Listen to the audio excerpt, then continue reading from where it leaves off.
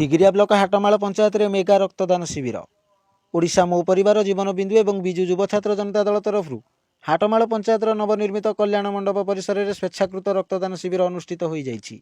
विधायक तथा कृषि मंत्री रणेन्द्र प्रताप स्वाई मुख्य अतिथि भाव जोगदे यह रक्तदान शिविर को आनुष्ठानिक भाव उद्घाटन करथिले।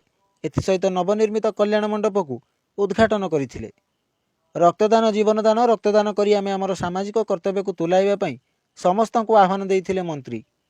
एही रक्तदान शिविर मोट 177 यूनिट रक्त संगृहित होइतिला। एथिरे अन्य मानक मध्यरे जिला परिषद सभ्य संजय मल्लिक, सस्मिता राउत, सरपंच संयुक्ता स्वाई, समिति सभ्य गायत्री दास, ब्लॉक अध्यक्ष संध्याराणी नायक, युव संगठक धीरेन्द्र स्वाई एवं बहु युव छात्र महिला माने स्वेच्छाकृत भाव रक्तदान करथिले।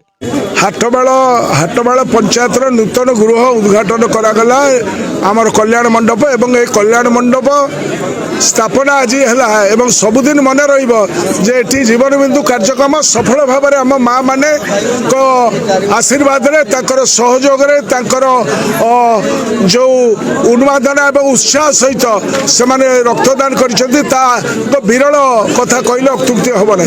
एत छोट पंचायत 175 ब्लड ता उपरको आम पाइलु ता भितर 7-8टी रेयर ग्रुप ब्लड पाइछु जहाँ अनन्य। तेणुक ये कार्यक्रम जो माँ मैंने कर हाटमाल बंडापुर सबु अंचल आमर महिला जनता विजु जनता दल सब नारी नेत्री मैंने संगठित कर सर्वोपरि पंचायत सभापति ब्रज भाईना, पंचायत सरपंच और समिति सभ्य एवं जिला परिषद स्थानीय जिला परिषद एवं चेयरमैन एमाने आकु नहीं आनी थोइछथि ताको बहुत बहुत बधाई जनाउछि।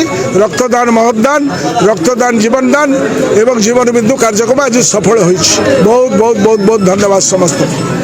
तिगिरिया ब्लॉक हाटमाल पंचायत विकास द्वारी रिपोर्ट, आठगड़ टाइम्स।